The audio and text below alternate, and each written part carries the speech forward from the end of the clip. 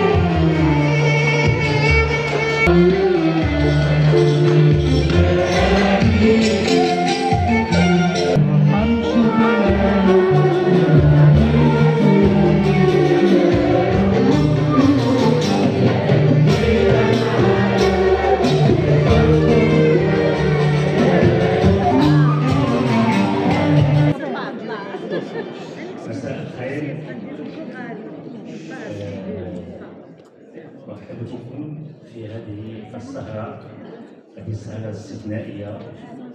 كما كتعرفوا بأن الجمعية ديالنا جمعية عشاق الطرب الأصيل عندها الثقافة ديال الاعتراف الجميل للرواد اللي عطاو واللي بسموا التاريخ ديال الأغنية المغربية.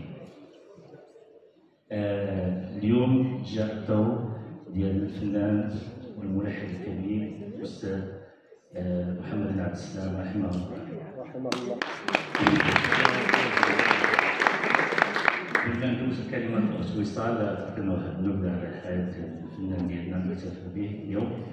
بغيت نرحب بالضيوف ديالنا الكرام، الضيوف اللي قرروا باش يشاركوا معنا في هذا الحفل ديال التكريم، واللي خداو العناء ديال السفر من كاين اللي جاي من خارج مدينة الدار البيضاء، واللي رغم الاشهار ديالو الا ابى ان يحضروا معنا في هذا الحفل هذا.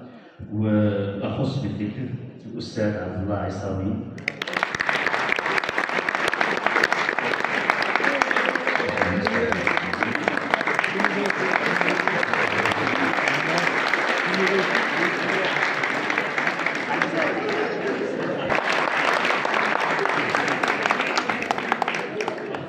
الأستاذ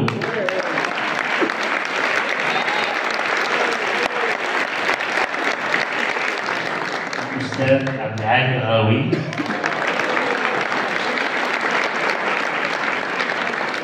الفنانة عتيقة عمار، الفنانة نادية أيوب، الأستاذ نور الدين الطنطاوي، الأستاذ محمد حمودة، الأستاذ مصطفى الفجل. شكرا لجميع الضيوف اللي استفدوا وجاوا شاركوا معنا في هذه الليلة أحد أعمدة الأغنية المغربية وهو المرحوم محمد بن عبد السلام، الذي غادرنا إلى دار البقاء بداية سنة 2025 بعد عمر حافل بالعطاء الفني. كلنا نعرف الفنان المرحوم محمد بن عبد السلام بحكم الجيل الذي ننتمي إليه من خلال إبداعاته في الأغنية العاطفية والأغنية الوطنية خلال السبعينيات والثمانينيات، وبالخصوص من خلال الأغاني الرائعة التي لحنها لابنته غيتا بن عبد السلام قبل أن يعتزل بسبب تقدمه في السن، بحيث إنه توفي عن سن يناهز 93 سنة. وإن المستوى العالي الذي وصل إليه المرحوم بن عبد السلام في مختلف إبداعاته لم يكن وليد الصدفة، ولكن نتيجة التكوين الذي تلقاه والحس الموسيقي الذي كان يمتاز به والتجربة التي راكمها بصفته عضوا في جوق الإذاعة المغربية ابتداء من سنة 1954 وتوليه رئاسة الجوق الجهوي لمدينة مكناس. وإن ما يميز الفنان محمد بن عبد السلام عن أبناء جيله من المطربين والملحنين هو أنه كان فنانا مغربيا خالصا إن صح التعبير، بحيث إنه وبخلاف عدد من الفنانين الذين قضوا فترات تكوين في القطر المصري فإنه تلقى كامل تكوينه بالمغرب، وتخرج رفقة فنانين مرموقين مثل المرحوم صالح الشقي والمرحوم عمر الطنطاوي والمرحومين الأخوين محمد سميرس وعباس سميرس الذين ظلوا مدى حياتهم أعمدة للجوق الوطني. وإن ما يمتاز به المرحوم محمد بن عبد السلام كذلك هو أنه كان أول ملحن شجع المرأة المغربية لولوج ميدان الغناء، وهكذا كان قد لحن أغاني لكل من بهجة إدريس وأمينة إدريس. ومن منا لا يعشق أغنية عطشانة التي لحنها سنة 1965 والتي لا زالت تحتفظ بكامل جاذبيتها ويرددها الجميع رغم مرور 60 سنة عن إذاعتها لأول مرة.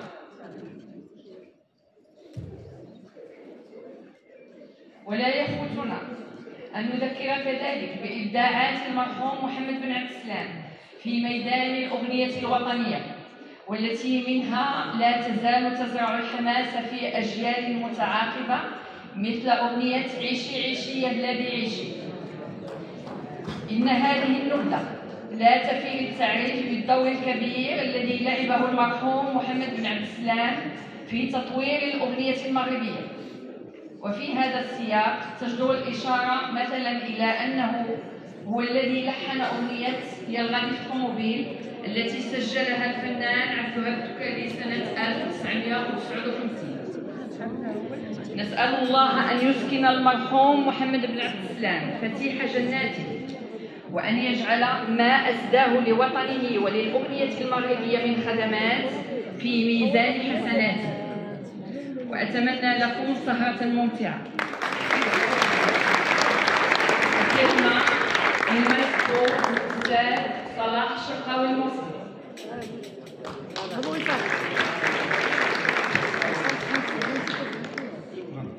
مساء الخير. وتحيا بكم كل حرف تنزلون بها، وكأنكم في بقاع الأرض أمطار، وتشتهي بكم العين وكأنكم في عيون الناس أزهار.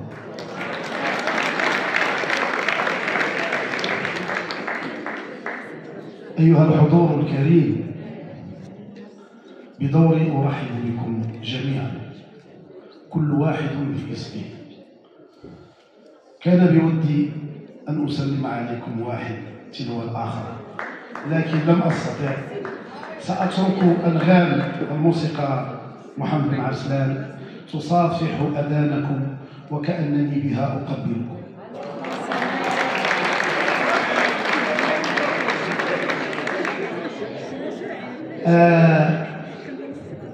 اخترنا لكم نحن جمعية عشاق الطرب الأصيل سهرة دسمة شبعانة كوليسترول في الحقيقة، لأنني أنا من عشاق هذا الموسيقار، هذا الأستاذ الكبير اللي هو محمد بن عسلان رحمه الله.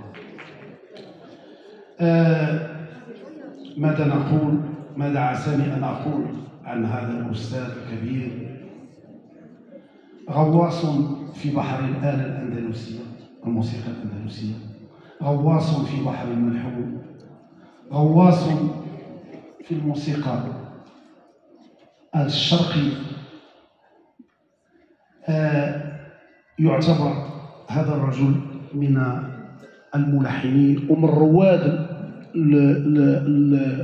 رواد المغاربة في الأغنية المغربية. أنا دائما أتساءل محمد بن عسلان واش اللي دار يا زهرة جيبي الصينية وكبي الشاي اللي كولية هو اللي لحن أنا من أنا؟ لأن هذا الأستاذ عنده عدة يعني بليزيور ستيل، يعني عنده الأنماط كثيرة. ملي تنقولوا مدرسة عبد القادر الراشدي تنعرفوا هذه الأغنية، الناس الموسيقيين والأساتذة والملحنين تعرفوا هذه أغنية عبد القادر الراشدي، لأن عنده واحد الستيل ديالو خاص. ملي تنقولوا سي محمد الفريتح معروف، لا عبد الوهاب الدكوالي كذلك، ولكن سي محمد بن عسلان باش تمشي للزين وانت يا راجل أعطى لغيتا بنته يعني ما أعطاه الشاعر لحبيبته. غنى أحسن، وما غنقولش أحسن، أكبر من غنى أو لحن في الأغنية الوطنية. هو وطني حتى النخاع من خلال الأغاني بتاعه. غنى للطبيعة، غنى في عدة أنماط وفي عدة أشكال، جميع المواضيع، الطبيعة، يعني ما هو ديني، ما هو وطني، ما هو وكان يكتب في آن واحد، كان يكتب الشعر بنفسه. عدة أغاني ديال الموسيقار محمد بن عسلان يعني كاتبهم بنفسه. اليوم غادي نسمعوا المجموعة من الأغاني ديالو، اختارنا لكم فيها أغاني ديال الخمسينات مع الستينات مع السبعينات إلى غاية الثمانينات، لأنه التسعينات وقف عن التلحين ونظرا لظروف الصحة ديالو.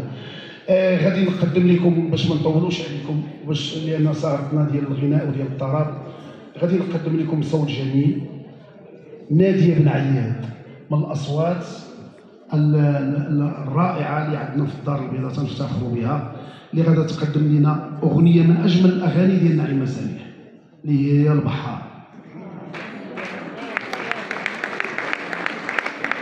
باش تغني البحارة خصك تكون نعيمة سميح. غادا تغني لنا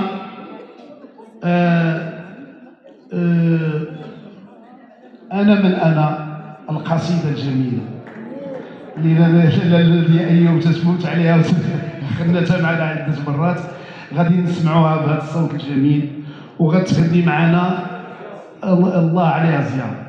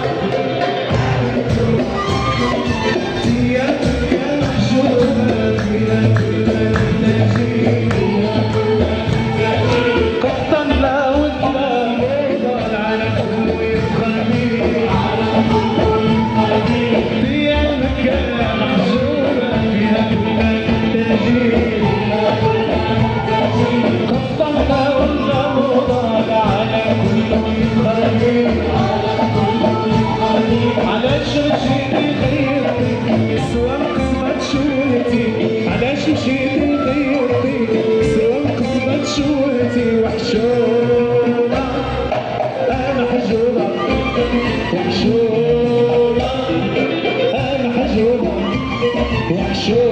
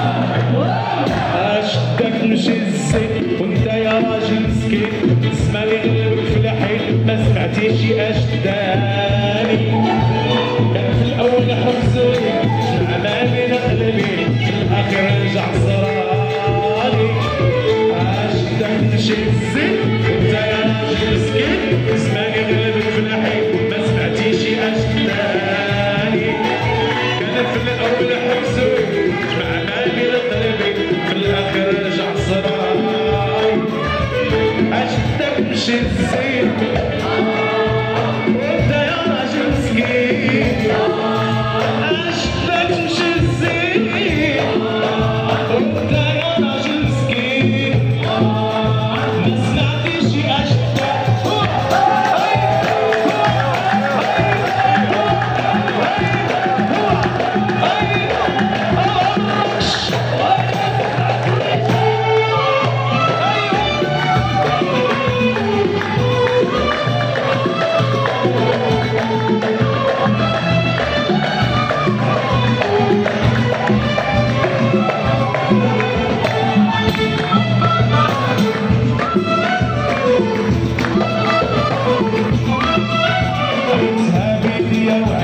ما نخمم هابيديا وعلاش ما نخمم هابيديا وعلاش ما نخمم هابيديا وعلاش ما نخمم ما جابوني خلي ما نجي ما جابوني خلي ما نجي ولينا هابيدي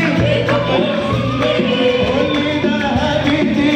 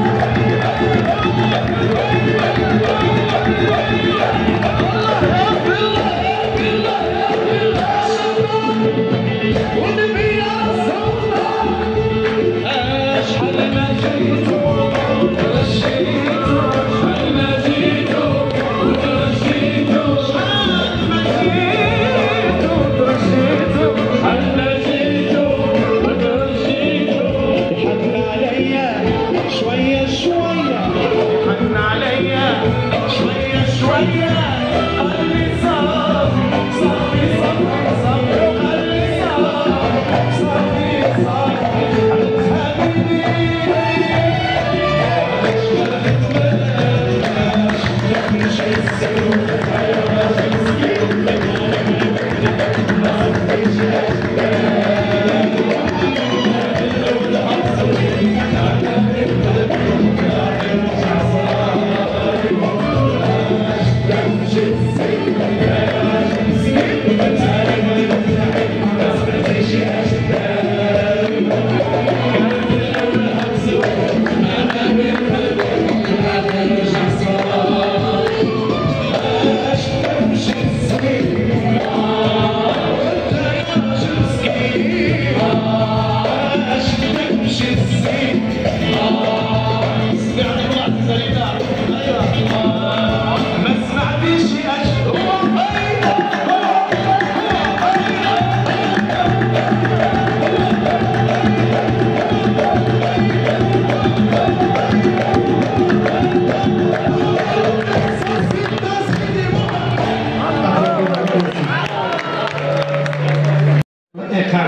بين محض الحطاري وما الى ذلك المسمار كل شيء وقف تبارك الله.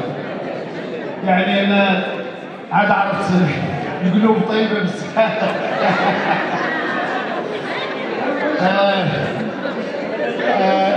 لا كل شيء حافظين. رجعنا بكم للزمان شويه من خلال الريبرتوار الغنائي ديال المرحوم سي محمد بن عبد السلام وبالصوت الجميل سي مراد البوريقي. سي مراد البوريقي قلت له تنعيطوا له ملي تيجي يخدم معنا يعني في يعني القدود الحلبيه ولا شي حاجه شرقيه، واقترحت قلت له شو راه صوتك عندك واحد الصوت حاد وراك يعني تينور، راك تغني واحد الاغاني غادي نصيفطهم لك، شوف كيفاش غادي يجي. صيفط له محجوبه وصيفط له هذا الشيء اللي سميتو جاوبني قال لي اسمح لي سي صلاح سي با مون ستيل هادشي ماشي وانا كذا وانا هادي تيهضر معايا. قلت له شوف واحد بابا صديق ديالي ستان كرون ارتيست مطرب جميل كان تيغني ابراهيم العالمي رائع وتيغني القدود الحلبيه، وما راه هو واحد الاخ ديالو يعني خداو رضعوا البزوله من عند الاب ديالو. ف ما بغاش واحد الوقيته قلت له اسمع خليك تسمع هذا. بعد شي يومين هو يتصل بي قال لي الله ينت الشرائع وانتم كنتو سامعين الاغنيه المغربيه. انا ما عمري سمعت هذا الشيء وانا ما عمري كذا. قلت له اش بالك؟ صيفط له الكلمات قال لي قلت له كي جاو الكلمات قال لي رائعين. تنشوفوا محمد بن عبد السلام يعني في هذاك الوقت اللي كانت الحشمه ونهار شي وحده لبسات من يجيب تيعار وتيقول لها حشومه هادشي حشومه وعار، يعني بواحد الطريقه ادبيه بواحد الطريقه يعني متخلقه ووصل.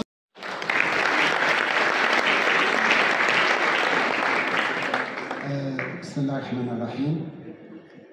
تنبغي في البدايه نشكر الجمعيه ديالكم اللي استدعتني لثاني مره باش نحضر هاد الليالي الجميله اللي تتعيشوها واللي تنهنيكم عليها.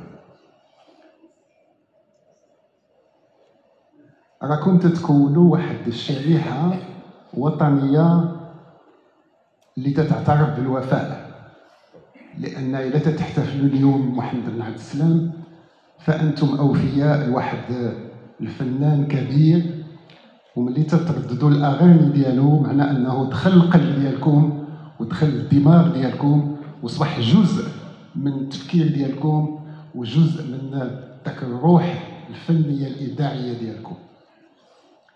انا اخر مره استدعيتوني في الوقت اللي كنتوا اوفياء لواحد السيد على قيد الحياه وهو فنان كبير عبد الوهاب الدكاري، واليوم انتم اوفياء لواحد السيد اللي رحل الى الدار الاخرى، ولكن تنشعروا بانه معنا، تنشعروا بانه قبض هذاك العود ديالو تيقلب على اللحن.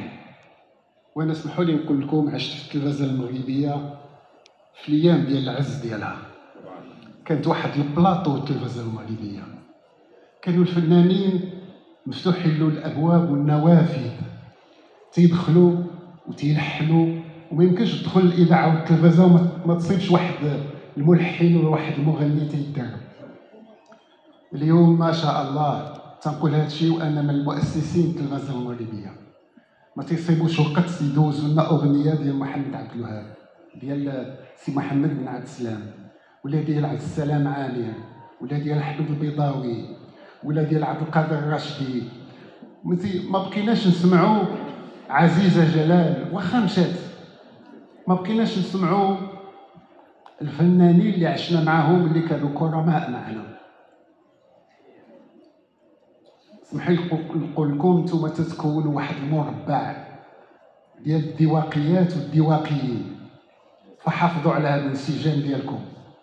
راكم محاصرين بالرداءة، محاصرين بشي حاجه اللي ماشي مغربيه، ماشي الاصول ديالنا، ماشي العروق ديالنا، شي حاجه دايزه بحال واحد الضبابه دايزه، ولكن العروق ديال المغرب، الاصل ديال المغرب، الذاكره ديال المغرب، انتم تتكونوها اليوم في الدار البيضاء.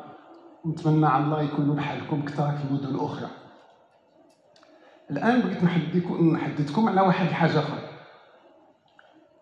هذه الحاجه الاخرى هي انه حنا اليوم الاثنين 13 اكتوبر، نهار الخميس الجاي هي 16 اكتوبر. واش 16 اكتوبر يوم خميس تذكركم شي حاجه؟ 16 اكتوبر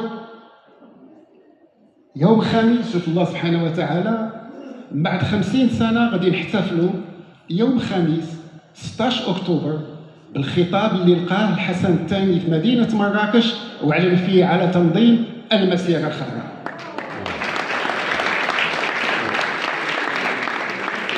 ونحيي الله باش نكون هذاك السيد وانا باقي شاب صغير صحفي الشعر بزاف وباقي مفورمي وتندير روبورتاج ديال انطلاق المسيره الخضراء في العيون وسط 350,000 ديال المغاربه والمغربيات. راه العيالات كانوا 35,000 ديال العيالات، هذه 50 عام وتبارك الله دابا راه الاغلبيه في هذه القاعه ديال العيالات.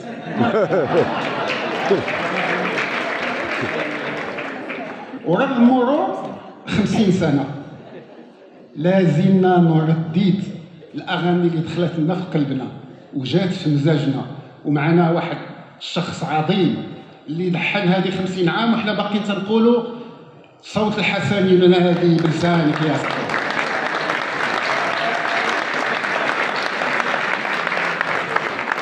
فتحيه للسي اسماعيل وتحيه للمجموعه ديال الفنانين الاوفياء السي محمد بن عبد السلام.